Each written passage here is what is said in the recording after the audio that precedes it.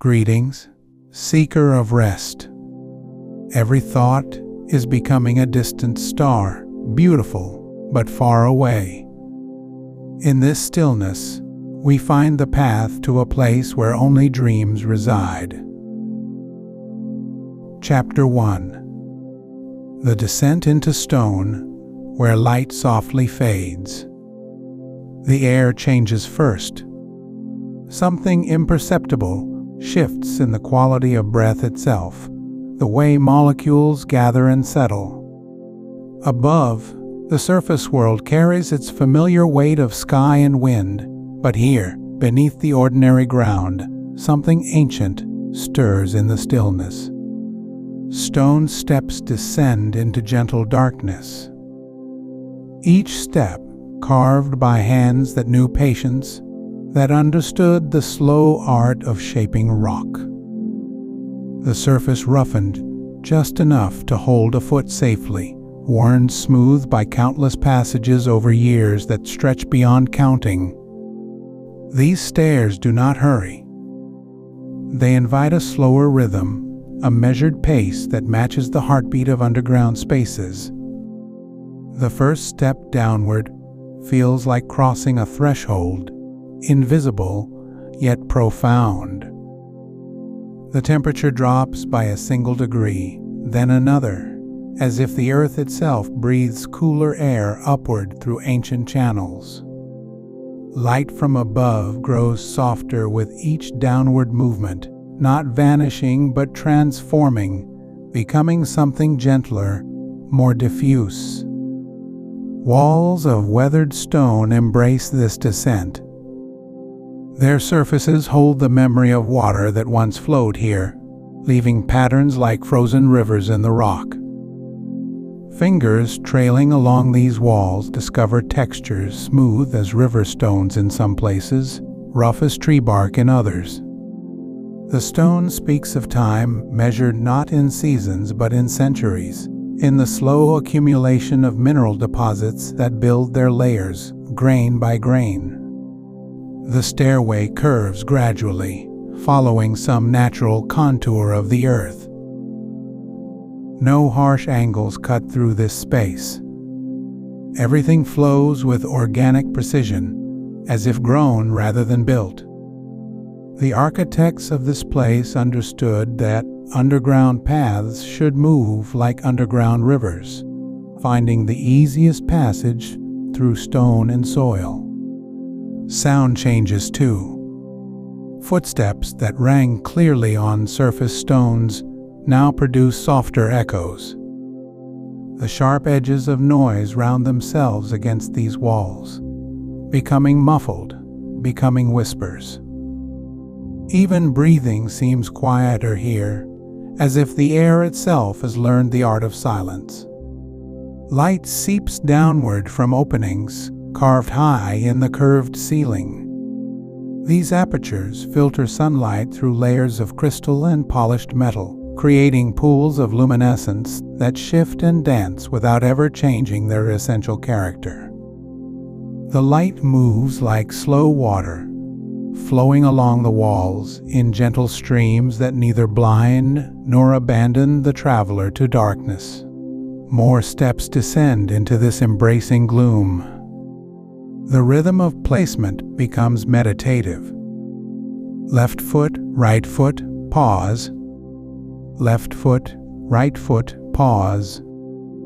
The body learns this cadence naturally, as if the stairs themselves teach the proper tempo for entering this hidden realm. Air currents move through passages that branch away from this main descent. These unseen corridors carry scents that speak of deep earth, of mineral springs, of spaces where water has touched stone for ages beyond memory. The fragrances arrive as hints, as suggestions of the vast network of chambers and pathways that spread through the underground darkness like roots through rich soil. The walls widen slightly as the descent continues. What began as a narrow passage opens into something more generous, though still intimate in its proportions. The ceiling rises just enough to allow the echo of footsteps to expand, to find more space in which to resonate before fading into the accepting silence. Moisture glistens on the stone surfaces, not the dampness of rain or river, but the gentle perspiration of living rock, of earth that breathes through its pores. This moisture catches and holds the filtered light, creating tiny points of brilliance scattered across the walls, like stars scattered across a night sky. The stairs continue their patient descent, leading deeper into this realm where time moves differently, where the urgency of surface concerns dissolves into the timeless rhythm of geological patience. Each step downward feels like stepping backward through years, through decades, through centuries, until the weight of immediate worries begins to lift from shoulders that have carried them too long. Temperature stabilizes in this descent, finding a perfect balance that requires neither warming nor cooling. The air maintains a consistent coolness that refreshes without chilling, that soothes without oppressing. This is the temperature of deep springs, of caverns that have never known the extremes of season or weather. Stone gradually gives way to different stone. The rough-hewn surfaces of the upper passages transform into smoother textures, walls that show the marks of more deliberate craftsmanship. Here, hands worked with greater precision, creating surfaces that flow like frozen water, that curve and undulate with mathematical beauty disguised as natural form. Light sources multiply as the descent continues. Small alcoves carved into the walls hold vessels that contain a soft, steady glow. These lights burn without flame, without smoke, without the flicker and dance of fire. They emit a luminescence that seems to come from the material of the vessels themselves, as if the stone has learned to capture and hold light within its crystalline structure. The quality of echo continues to change. Sounds that began as sharp reports against stone now return as gentle murmurs, as if the architecture itself has developed the ability to soften all harshness, to transform even the most abrupt noise into something harmonious with the prevailing quiet. Air moves with greater purpose here, following channels and passages that create a gentle circulation throughout the underground spaces. This is not the random movement of surface breezes, but the deliberate flow of air that has been guided and directed by an intelligence that understood the needs of those who would walk these passages. The stairway makes another gentle turn, following the natural curve of the earth. No architect forced straight lines through this accommodating stone. Every angle flows into the next with organic grace, creating a descent that feels less like descending and more like following a path that has always existed, that was discovered rather than created. Shadows pool in the corners where walls meet ceiling, but these are not the harsh shadows of surface light. Underground shadows move differently, blending and merging with the ambient illumination to create gradations of darkness that soothe rather than startle. Nothing hidden lurks in these shadows. They offer only the gentle obscurity that allows the eye to rest, to find relief from the constant vigilance required in brighter places. More passages branch away from this central descent, disappearing into the encompassing darkness of the underground city.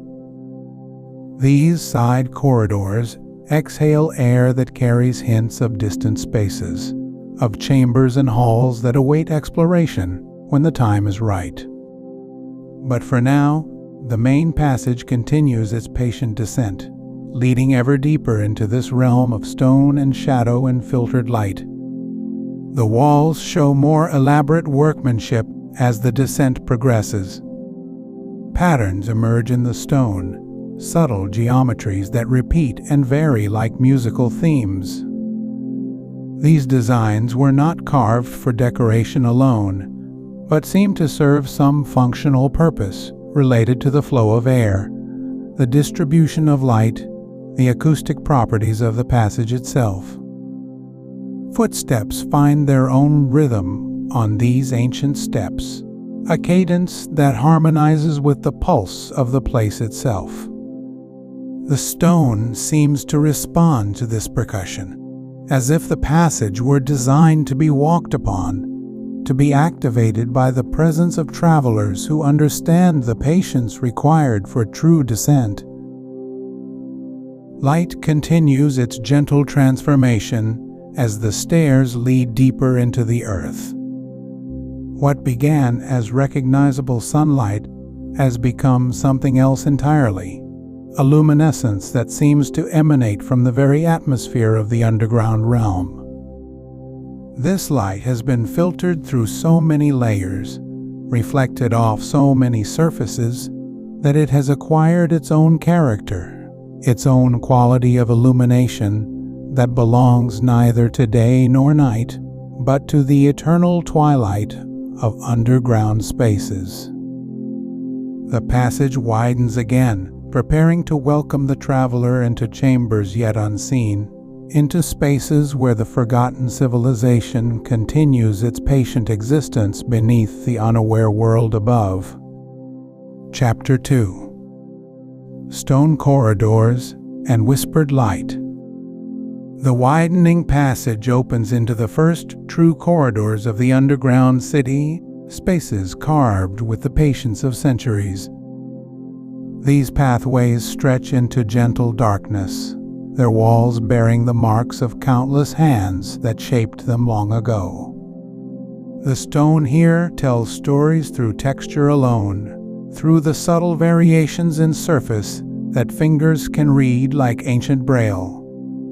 Cool air moves through these corridors with the slowness of deep time, carrying scents that belong to no surface world.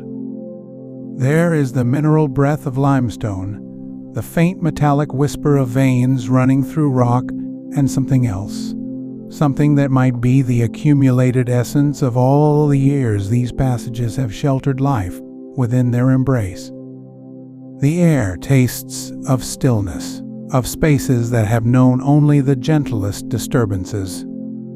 Light continues its transformation here, becoming something that belongs entirely to this buried realm. It seems to seep from the walls themselves, a phosphorescent glow that has been building for generations. This illumination casts no sharp shadows but creates instead a world of soft gradations, where darkness and light blend into each other like watercolors on wet stone. The glow is warm, almost golden, as if the earth itself has learned to produce its own version of sunset. Footsteps echo differently in these corridors, creating a percussion that speaks to the architectural precision of the builders. Each step awakens harmonics from the stone, sounds that layer upon each other to create a gentle symphony of movement.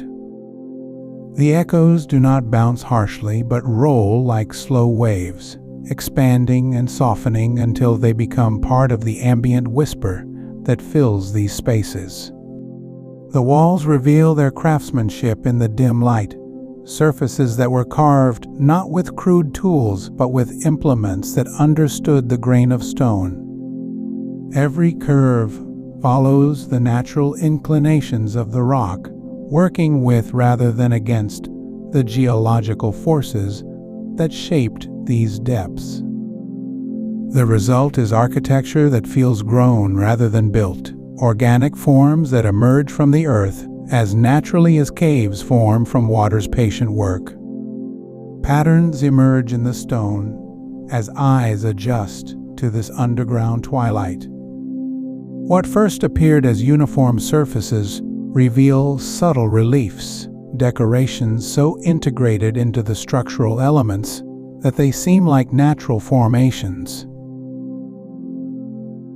Spirals flow along the wall bases, following contours that guide the eye deeper into the corridor system. These are not ostentatious displays, but whispered ornamentations, art that reveals itself only to those who move slowly enough to truly see. The ceiling arches overhead in curves that speak of mathematical understanding, spans calculated to bear weight while creating spaces that feel neither cramped nor overwhelming. The builders understood proportion on an intuitive level, creating corridors that encourage the slow, measured pace appropriate to this realm. These are not passages designed for hurried movement, but pathways that invite contemplation, spaces that reward those who move through them with the rhythm of meditation. Temperature remains constant in these protected depths, a coolness that refreshes without chilling, air that feels clean and eternal. The Earth's own thermal regulation creates an environment that changes little between seasons unknown to this buried world. Time moves differently here, measured not by sun and moon, but by the imperceptible shifts in geological pressure, by the microscopic settling of ancient stones. Side passages branch from the main corridor, opening into darkness that suggests chambers and spaces yet unexplored. These openings breathe gently, drawing air into hidden rooms where the life of the underground city continues its patient existence. The branches are not random but follow patterns that speak to urban planning of remarkable sophistication. A city laid out with the organic logic of root systems, yet guided by architectural principles that honor both function and beauty. Surfaces throughout these corridors show the patina of age, stone that has been worn smooth by countless passages, by the gentle friction of robes and hands, by the settling of dust that speaks to centuries of habitation. This wear is not damage but enhancement. The way used transforms raw material into something more beautiful through the accumulated touch of life, lived in harmony with place. The phosphorescent glow intensifies in certain areas, as if the stone itself has learned to concentrate light where it is most needed. These brighter zones occur at intersections, at the mouths of branching passages, creating a natural navigation system that requires no artificial enhancement. The builders understood the properties of their materials so deeply that they could coax illumination from the earth itself. Silence here is not empty but full, pregnant with the whispered conversations of stone and air, with the subtle sounds that speak to life continuing in chambers beyond sight. This is the silence of spaces that have found their purpose and settled into it, places that no longer need to announce their presence because they have become completely themselves, completely integrated into the patient existence of the underground world. The corridors curve gently, following contours that feel natural despite their obvious artifice. No passage runs in a straight line for long, instead flowing with the kind of organic logic that streams follow as they carve through landscape. This creates a sense of discovery around each curve, spaces that reveal themselves gradually, never overwhelming the traveler with too much information at once. Air currents create their own geography in these spaces, invisible rivers that flow along corridors and eddy around corners. These currents carry information, subtle changes in scent and temperature that speak to chambers and passages beyond immediate sight. The underground city breathes through these corridors, inhaling and exhaling with rhythms that mirror the geological pulse of the earth itself. Chapter 3. Where water whispers its ancient song. The air grows softer here, touched by moisture that speaks of hidden streams and patient pools waiting in chambers carved by time itself. Water finds its way through stone as it always has, following paths worn smooth by countless years of gentle persistence. The sound begins as something felt rather than heard, a subtle vibration that travels through the soles of feet and up into bones that remember the rhythm of rain and river. Stone channels guide these waters along routes planned with the same care that shaped every other aspect of this buried world. The architects of this place understood that water must move to remain pure, must flow to keep its voice, and so they created pathways that allow streams to sing as they travel from source to destination. These channels curve and bend with the natural contours of the underground landscape, neither fighting the stone nor forcing it into unnatural shapes. Moss grows along the edges of these waterways, soft green carpets that cushion the sound of flowing water and add their own gentle fragrance to the humid air. This moss has never known sunlight, yet thrives in the consistent moisture and dim illumination that filters through the underground spaces. Its presence speaks to the careful balance maintained in this place, where every element supports every other in an intricate web of mutual sustenance.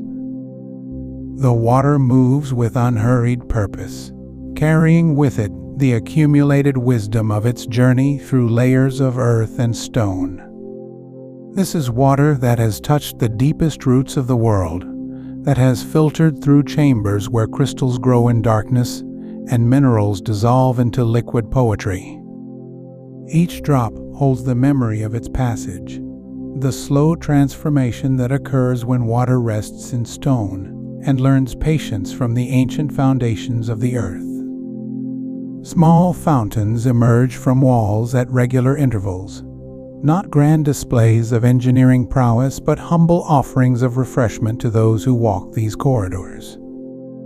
The water emerges from carved spouts, shaped like simplified leaves or abstract flowers, forms that suggest the natural world without attempting to replicate it exactly.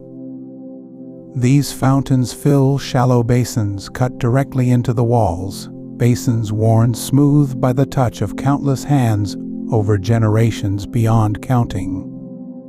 The sound of water filling these basins creates a gentle percussion that echoes softly through the corridors, a rhythmic counterpoint to the steady flow of the main channels.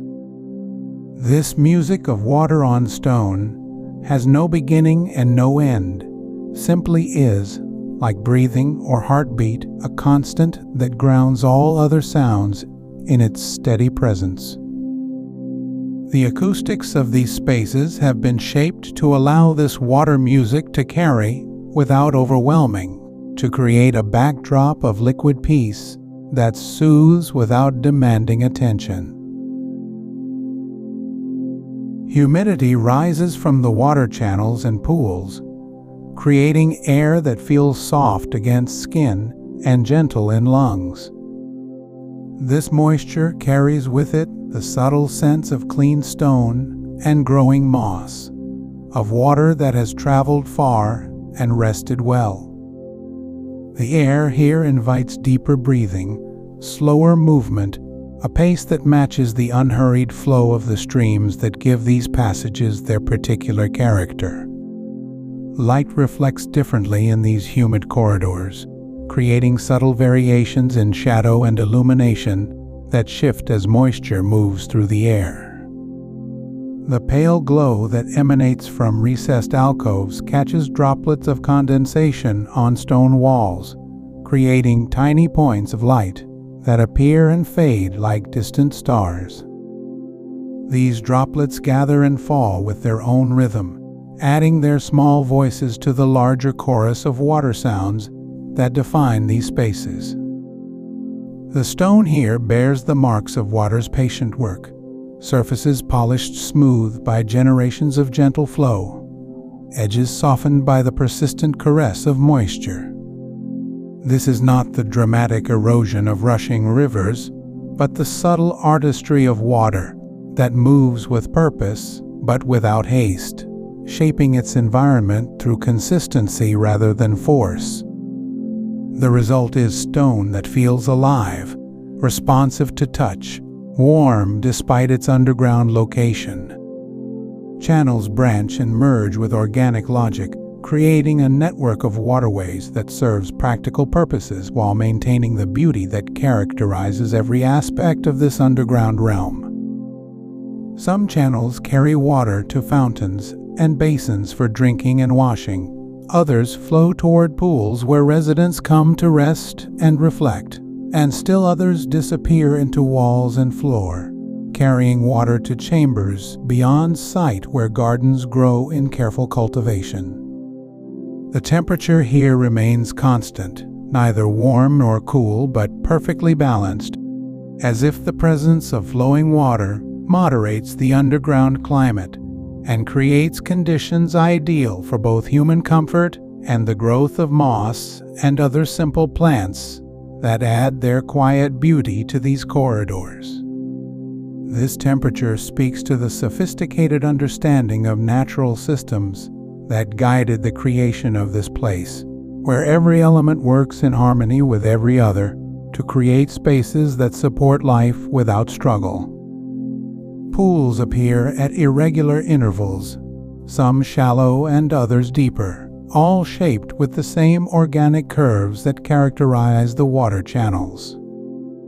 These pools reflect the dim light from above, creating mirrors that double the gentle illumination and add depth to spaces that might otherwise feel enclosed. The water in these pools moves almost imperceptibly, stirred by the gentle current of channels that feed and drain them, creating surface patterns that shift and change like slow thoughts made visible. The sound of water dripping from heights unseen adds its own note to the liquid symphony of these corridors. These drops fall from formations on the ceiling, from points where moisture condenses and gathers until gravity draws it earthward. Each drop strikes water or stone with its own particular tone, creating a random melody that weaves through the more regular sounds of flowing streams and filling basins. Stone bridges span the wider channels, carved from single blocks and shaped to echo the natural forms found in the water-carved landscape above ground.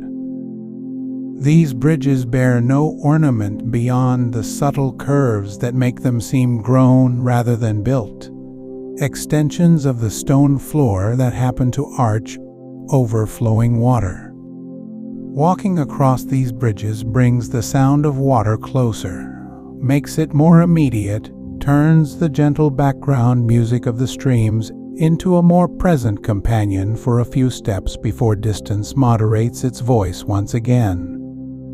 The pathways alongside these water channels have been designed to accommodate the slower pace that such spaces naturally encourage. They widen into areas where walking becomes meandering, where the urgency that drives surface movement dissolves into something more contemplative. These wider areas often feature carved benches positioned to offer the best listening to the water's voice, places where residents pause to let the liquid music wash through consciousness and carry away whatever tensions the day has accumulated. Water plants grow in some of the pools, simple forms that ask little of their environment beyond clean water and the gentle light that filters through these underground spaces. These plants add their own subtle fragrance to the humid air, a green scent that speaks of growth and renewal, of life finding its way even in places far removed from sun and sky. Their presence creates another layer in the careful ecology of this underground world, another example of the thoughtful integration that makes this place feel complete and alive. The water here tastes of stone and earth, of the deep places where it has rested, and the long journey it has taken to reach these channels and pools. This is water that has been filtered through layers of rock, purified by passage through the patient foundations of the world, flavored by minerals dissolved from ancient stone formations. Drinking this water connects the drinker to the geological history of the place, to the slow processes that created both the stone city and the aquifer that supplies it. Chapter 4. The Central Plaza. The water continues its patient song as pathways gradually widen, opening into a vast space where stone walls retreat and darkness rises toward heights that remain hidden in shadow.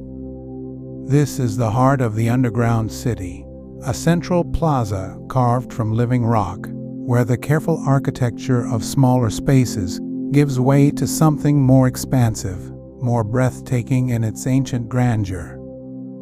The ceiling here stretches so far above that its edges disappear into a gentle darkness, supported by columns that rise like stone trees from the plaza floor. These pillars have been carved with the same patient attention to detail found throughout the city, their surfaces bearing subtle patterns that catch what light filters down from distant openings. The patterns seem to shift and flow as shadows move across their surfaces, creating an ever-changing display that speaks to the eye without demanding attention. Light enters this great space through openings positioned high in the walls, apertures that have been placed with mathematical precision to distribute illumination evenly across the plaza floor. This light has traveled far to reach this place, filtered through layers of stone and crystal formations, arriving soft and golden, carrying within it the memory of its journey through the earth. The quality of this illumination creates an atmosphere of perpetual twilight, neither day nor night, but something timeless that exists beyond the rhythms of surface life. The floor of the plaza consists of smooth stone blocks, fitted together with seamless precision, each piece selected and placed with care that speaks to generations of skilled craftspeople. The stone here bears the subtle polish that comes only from centuries of gentle use, from countless footsteps that have crossed this space in quiet contemplation. The surface feels warm beneath the feet, as if the stone itself holds memory of all who have walked here before. Scattered throughout the plaza are raised areas where stone has been shaped into gentle platforms, each designed to accommodate different activities of daily life. Some hold arrangements of cushions and low tables where residents gather for quiet conversation, their voices blending with the subtle acoustics of the space to create a gentle murmur that never rises above the threshold of disturbance. Others serve as places for individual reflection, small spaces where someone might sit alone with thoughts while remaining part of the larger community gathering. The acoustics of this great space have been carefully considered, the walls and ceiling shaped to carry sound in particular ways. A whisper spoken at one end of the plaza can be heard clearly at specific points throughout the space, while normal conversation remains comfortably contained within small areas. This creates pockets of privacy within the openness, allowing for both solitude and community to coexist in the same physical space. Water features appear here as well, but on a scale appropriate to the grander dimensions of the plaza. Wide, shallow pools reflect the dim light from above, their surfaces occasionally disturbed by droplets that fall from heights impossible to determine in the darkness above. The sound of these falling drops creates an irregular rhythm that punctuates the quieter background murmur of flowing water, adding another layer to the complex symphony of sounds that fills this space. The edges of the plaza connect to numerous passages that lead deeper into the city, each opening marked by subtle variations in the stonework that help orient those moving through this central hub. These passages appear and disappear into shadow, suggesting depths and distances that the mind can contemplate without ever fully comprehending. The plaza serves as both destination and waypoint, a place where all paths converge and from which all directions become possible. Plants grow here too, taking advantage of the moisture that rises from the water features and the filtered light that reaches down from above. These are varieties adapted to the consistent twilight conditions of the underground world. Plants with broad leaves designed to capture every available photon, with deep root systems that anchor into crevices between the fitted stones. Their presence adds organic curves to the geometric precision of the architecture, softening the edges and creating a sense of living harmony. The temperature in this great space remains constant, neither warm nor cool, but perfectly suited to the unhurried activities that take place here. The stone walls and floor act as thermal reservoirs, maintaining this comfortable equilibrium through the slow exchange of heat with the surrounding earth. Air moves through the space in gentle currents, stirred by the temperature differentials created by the water features and the breathing of the stone itself. Residents move through this plaza with the same unhurried pace that characterizes movement throughout the underground city. Some walk alone, following pathways that lead from one passage to another, their footsteps adding to the quiet percussion that echoes softly from the stone surfaces. Others gather in small groups, their conversations creating zones of gentle social warmth within the larger coolness of the space. The light here seems to have weight, substance, as if it were another material used in the construction of this place. It pools in certain areas, creating brighter zones where detailed work might be carried out, while leaving other areas in gentle shadow that invites rest and contemplation. This interplay of light and shadow creates a visual rhythm that complements the acoustic patterns, making the entire space feel like a carefully composed piece of environmental art. Time moves differently in this central plaza, the absence of natural daylight cycles creating a sense of temporal suspension where hours might pass unnoticed. The activities that take place here seem to exist outside normal schedules, driven instead by internal rhythms and the natural flow of community needs. People arrive when they feel drawn to this space and depart when their purpose here has been fulfilled, without reference to external timepieces or obligations. The stone pillars that support the invisible ceiling bear marks of gentle use, places where countless hands have touched their surfaces over the centuries. These contact points have been worn smooth, creating tactile landmarks that help navigate the space even in the dimmest light. The pillars serve not only as structural elements, but as anchors for human activity, points of reference around which the social life of the plaza naturally organizes itself.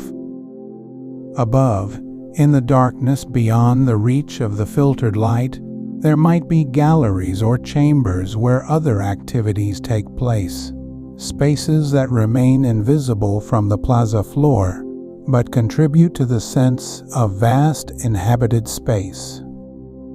The darkness above suggests possibilities rather than emptiness, architectural mysteries that the mind can explore while the body remains grounded in the comprehensible reality of the stone floor.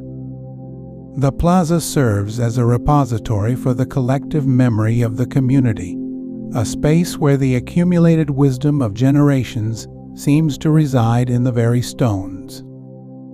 The careful proportions, the thoughtful placement of features, the integration of function and beauty all speak to decisions made long ago by people who understood how space shapes the human spirit and how architecture can support the deepest needs of community life. This is a place where silence has weight and presence, where the absence of sound becomes as meaningful as sound itself. The gentle background symphony of water, footsteps, and distant voices creates a foundation upon which personal thoughts can build, an acoustic environment that supports both meditation and social connection without demanding choice between them. Chapter 5. Underground Gardens, Silent Growth. The stone beneath continues its gentle guidance, leading away from the plaza's measured openness toward passages that carry a different quality of air.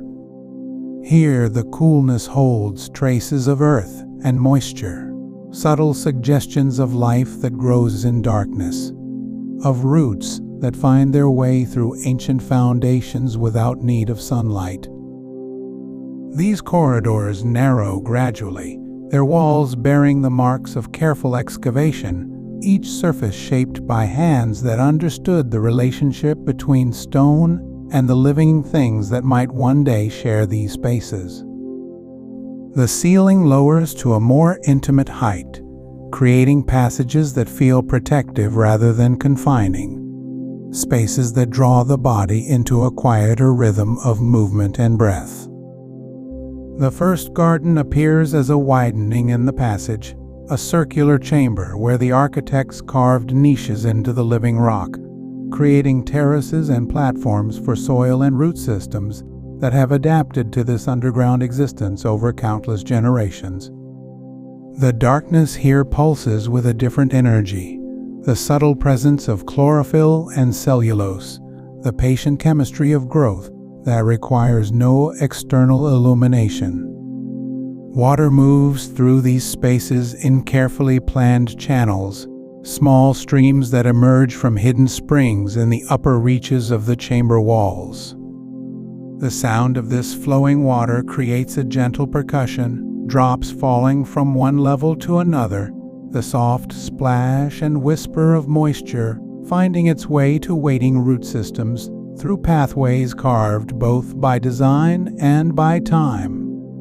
The plants that grow here exist in shapes and textures that speak to their accommodation with darkness. Leaves spread wide and pale, maximizing their ability to capture whatever filtered light finds its way into these spaces. Some surfaces feel smooth and cool to the touch. Others carry the velvet texture of specialized growth, evolutionary adaptations that serve functions the surface world has never needed to develop. The soil here possesses a richness that comes from centuries of careful tending, organic matter recycled and concentrated through generations of growth and decay. The earth gives slightly underfoot, a springy resilience that speaks to the complex networks of root and microorganism that transform rock and water and air into the foundation for life. Between the planted areas, narrow paths wind through the garden chambers, their surfaces worn smooth by the passage of bare feet and soft shoes. These walkways follow the natural contours of the space, curving around major root systems, creating viewing points where the eye can take in the subtle architecture of underground cultivation.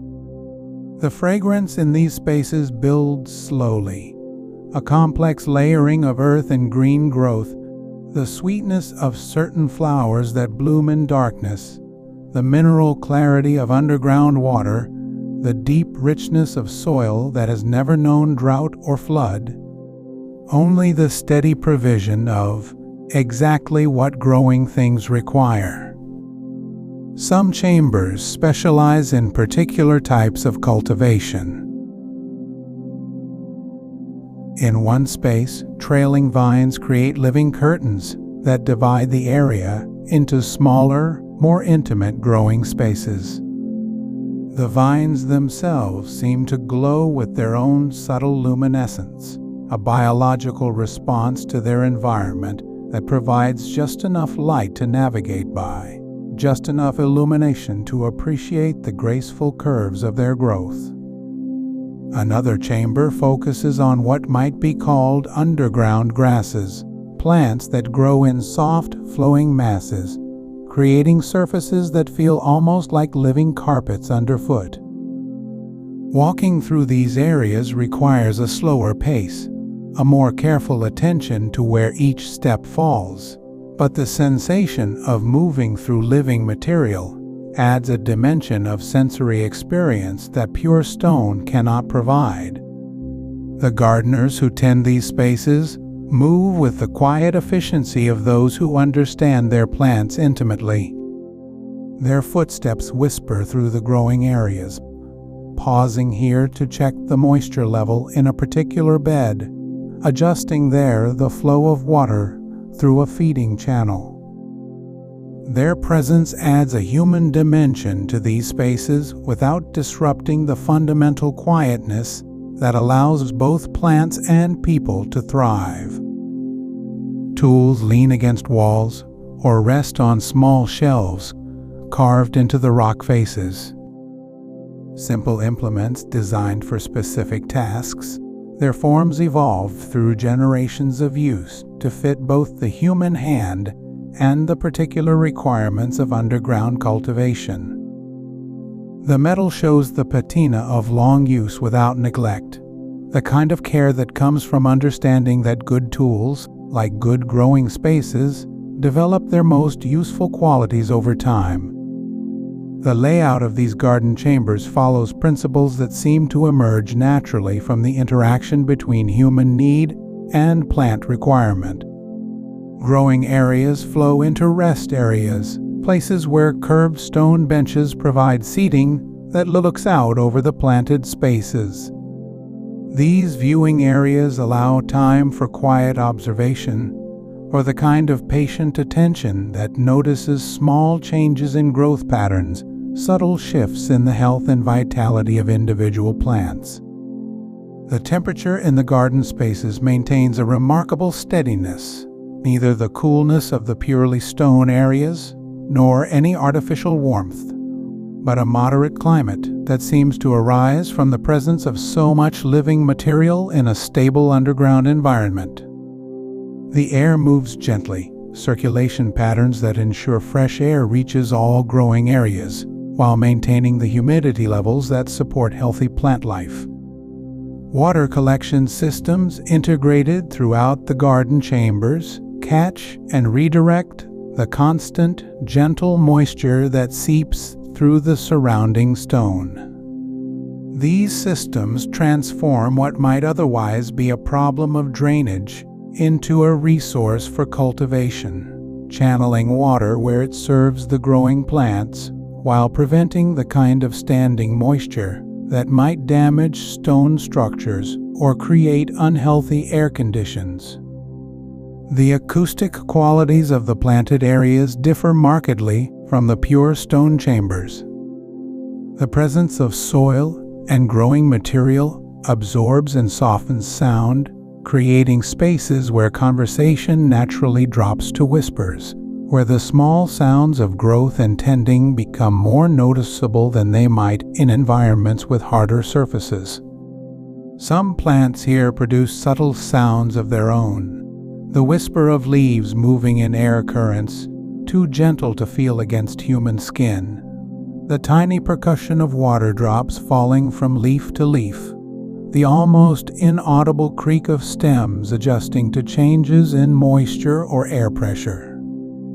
These sounds contribute to an acoustic environment that supports both alertness and rest, engagement and meditation. The pathways between garden areas sometimes pass through tunnels completely overgrown with trailing plants, creating passages where the distinction between architecture and horticulture disappears entirely.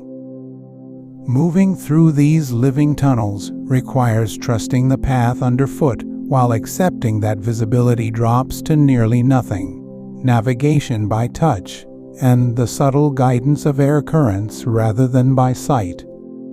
These underground gardens represent a form of collaboration between human intention and natural process that has developed its own rhythms and requirements over time. The relationship between tender and plant, between design space and organic growth, creates environments that serve both practical and aesthetic needs while maintaining the fundamental quietness that characterizes all aspects of life in this hidden city. Chapter 6. The Silent Library, Where Knowledge Sleeps. Beyond the living tunnels, where stone corridors resume their geometric certainty, the air carries different scents. Paper and parchment, leather bindings weathered by centuries, the particular dust that accumulates only in places where countless pages have been turned by countless hands. These fragrances drift through passages that lead away from the garden spaces, drawing the wanderer toward chambers dedicated to different forms of preservation. The library extends through interconnected rooms carved from the same pale stone as the rest of the underground city, but here the walls disappear behind shelving that reaches from floor to ceiling. Books rest in orderly rows, their spines creating patterns of color and texture that shift subtly as dim light moves across them. Some volumes stand upright in the traditional manner, while others lie flat in careful stacks, their weight and age requiring horizontal rest. Moving between these towering shelves produces sounds that belong only to libraries. Footsteps become softer, almost apologetic, while clothing brushes against wood and leather with whispers that seem too loud in the profound quiet. Occasionally, a book settles deeper into its place with the faintest creak, or pages somewhere in the distance rustle as air currents move through the collection, turning leaves that no hand has touched in years. The lighting here comes from the same sources as elsewhere in the underground city, but it seems more focused, more deliberate. Gentle illumination falls across reading surfaces while leaving the upper reaches of the shelving in soft shadow. This arrangement creates the impression that knowledge rests in layers, with some texts easily accessible while others require reaching into dimness, stretching toward understanding that reveals itself gradually. Reading tables occupy open spaces between the shelving, their surfaces worn smooth by the pressure of countless books, the movement of countless hands across their wood. Some tables hold volumes that appear to have been left in the middle of study, open to specific passages with other books arranged nearby for reference. These abandoned reading sessions suggest pauses rather than endings, as if their readers have simply stepped away momentarily and might return at any time to continue their investigations. The books themselves vary enormously in size, binding, and apparent age. Some volumes rise thick and substantial, their covers bearing the patina of frequent handling, while others seem almost fragile, their pages visible through worn bindings. Text appears in scripts that range from familiar to entirely unknown, some flowing in recognizable patterns, while others form symbols that resist immediate understanding. Certain shelves hold scrolls rather than bound books, the rolled parchments resting in specially designed compartments that protect them from the subtle air movements that circulate throughout the library.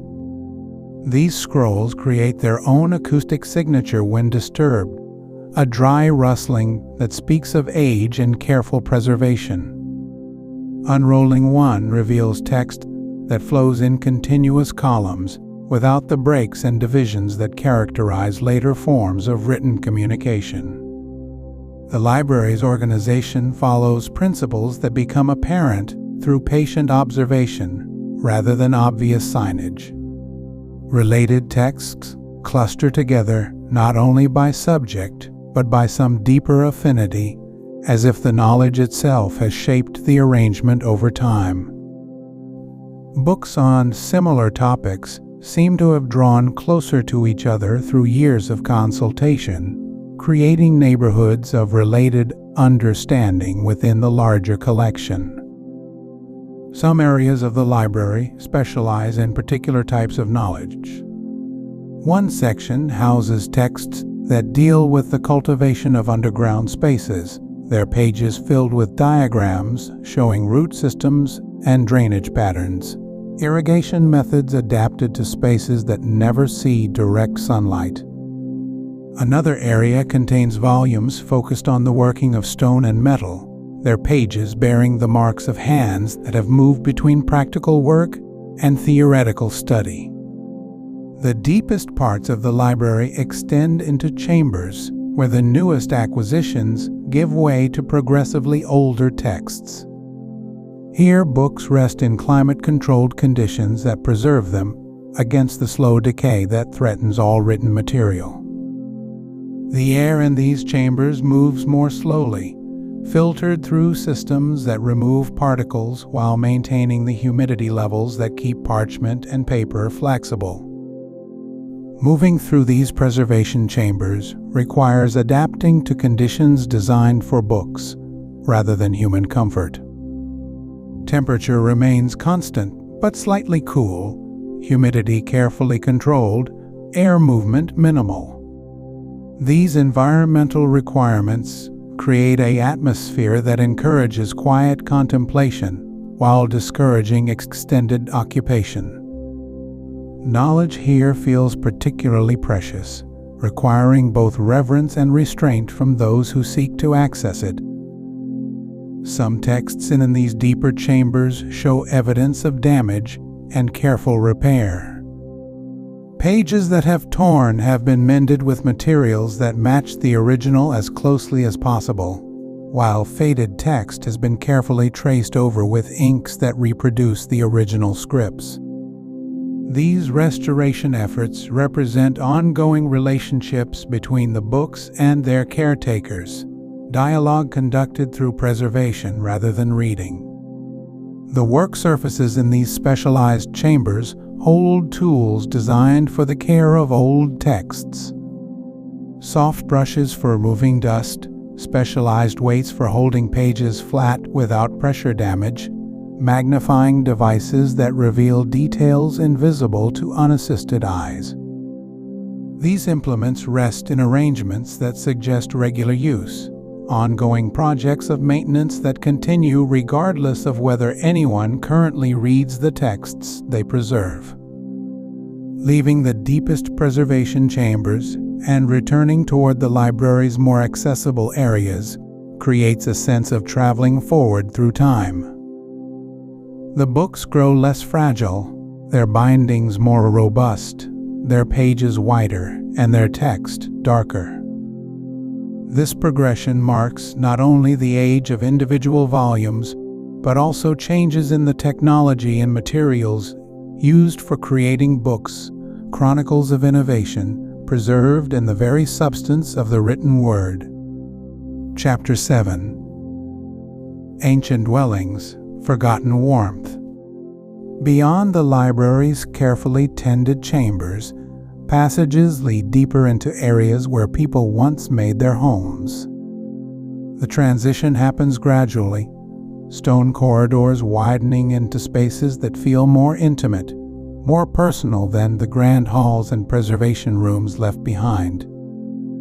Here, the underground city reveals its domestic heart, the places where ordinary life once unfolded in quiet rhythms. The first residential chambers appear as gentle expansions of the walkways, their entrances marked not by grand doorways but by subtle changes in the stonework, by thresholds worn smooth by countless footsteps crossing from public space into private sanctuary. These doorways frame openings that lead into rooms carved from the living rock, their walls shaped to accommodate the daily needs of people who chose to make their lives far from the surface world.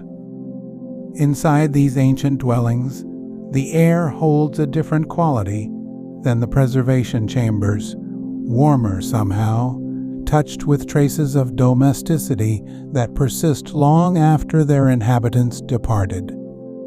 The rooms feel scaled to human proportions, their ceilings neither soaring nor confining, their corners rounded in ways that speak of comfort rather than ceremony. Windows that once might have looked out onto underground courtyards or connecting passages now open onto darkness, yet their placement suggests careful attention to light and air circulation. Kitchen spaces reveal themselves through the arrangement of surfaces and the positioning of channels cut into stone counters, channels that once guided water for cleaning and preparation. Stone basins rest built into these surfaces, their edges polished smooth by use, their depths sized for washing dishes or preparing food. Above these work areas, niches in the walls create storage spaces perfectly proportioned for bowls, vessels, and the implements of daily cooking. The cooking areas center around hearths cut directly into the chamber walls, their openings designed to draw smoke efficiently through hidden vents that must connect to the surface world far above. These fireplaces show signs of long use, their stone darkened by countless meals prepared over glowing coals, their surfaces worn smooth by the placement and removal of cooking vessels across generations of use. Near these kitchen spaces, alcoves suggest areas for food storage, their cool stone walls providing natural preservation for supplies that sustained families through the changing seasons of underground life.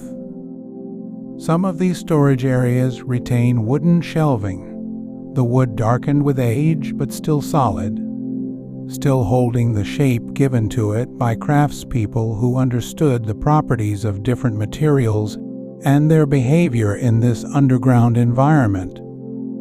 The sleeping chambers connect to these common areas through passages that provide privacy, while maintaining the flow of air throughout the dwelling. These bedrooms carved into the stone reveal sleeping alcoves that once held beds, their dimensions suggesting spaces designed for rest and comfort rather than display. The walls near these sleeping areas show traces of personal decoration, faint marks that might once have been paintings or hangings that brought color and individual expression to these intimate spaces. Some sleeping chambers contain multiple alcoves, suggesting families who shared these underground homes, parents and children who built their lives together in these carved stone rooms. The proportions of these alcoves vary, some clearly designed for adult use, while others would have accommodated smaller forms, creating pictures of domestic life that included people of all ages finding their place in this hidden community. Connecting these residential chambers, corridors wind between dwellings in patterns that suggest neighborhood relationships, paths that allowed residents to move between homes while maintaining the privacy that makes domestic life possible. These walkways show wear patterns that speak of regular use, of people visiting neighbors, children playing in safe passages, communities that functioned with the rhythms of daily social interaction. The residential areas include larger communal spaces that served multiple families, chambers where several households might have gathered for shared meals or collective activities. These spaces show arrangements of seating carved directly from the chamber floors, circular or semicircular patterns that encouraged conversation and community while preserving the intimate scale that distinguishes domestic life from public ceremony. Water sources appear throughout these residential areas, wells and channels that brought fresh water directly to the places where people lived. These water features connect to the larger systems that supply the entire underground city, yet they manifest here in forms designed for household use: basins for washing, channels for drainage, storage areas for water vessels that ensured each family's supply. Windows in these residential areas reveal themselves as carefully considered features, openings that connected private dwellings to shared courtyards or communal areas while maintaining the boundaries that define personal space. These window openings show evidence of closures, stone frames that once held shutters, or hangings that could provide privacy when desired while allowing air and light to circulate when openness was welcome. The floors of these ancient homes show patterns of wear that map the daily movements of their inhabitants, paths between sleeping areas and cooking spaces, routes from water sources to food preparation areas, circuits that repeated daily across years of domestic life. These worn paths create invisible records of routine, the physical traces of lives lived in careful relationship to space and the needs of daily existence. In quieter corners of these residential chambers, spaces suggest areas set aside for personal activities, reading nooks with good access to light sources, work areas where individuals might have pursued crafts or hobbies, small chambers that provided solitude when larger family life became too present. These personal spaces speak of communities that understood the balance between shared life and individual need. Storage areas throughout these residential chambers reveal organizational systems adapted to underground living, compartments carved into walls, alcoves designed for specific types of household goods, arrangements that maximize the use of available space while keeping necessary items accessible. These storage solutions show innovation born from the constraints and opportunities of underground architecture. The residential areas connect through passages that reveal careful planning, routes that provided access while maintaining the separation necessary for private family life.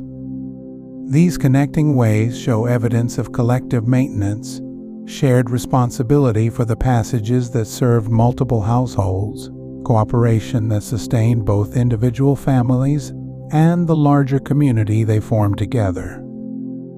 Chapter 8: Sacred Spaces, Inner Stillness. Moving beyond these residential chambers, pathways guide toward spaces that hold a different quality of silence, areas where the stone itself seems to breathe more slowly, where the air carries a deeper sense of rest. These are the sacred spaces of the underground city, places set apart for reflection or quiet communion with thoughts that move like gentle currents through the mind. The passages leading to these sacred areas narrow gradually, drawing footsteps into slower rhythms, encouraging a natural quieting of movement and breath. Stone walls here show different textures, surfaces polished smooth by countless hands, worn pathways that speak of pilgrimage made not across great distances, but into the depths of contemplation itself. Light in these sacred corridors comes from sources placed with particular care, flames that burn steadily in protected alcoves, illumination that never flickers or disturbs but provides just enough brightness to guide the way forward.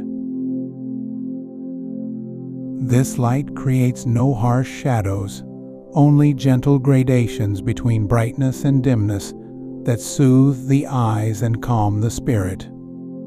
The first of these sacred spaces opens like a breath, held and slowly released, a circular chamber where silence pools like water finding its level.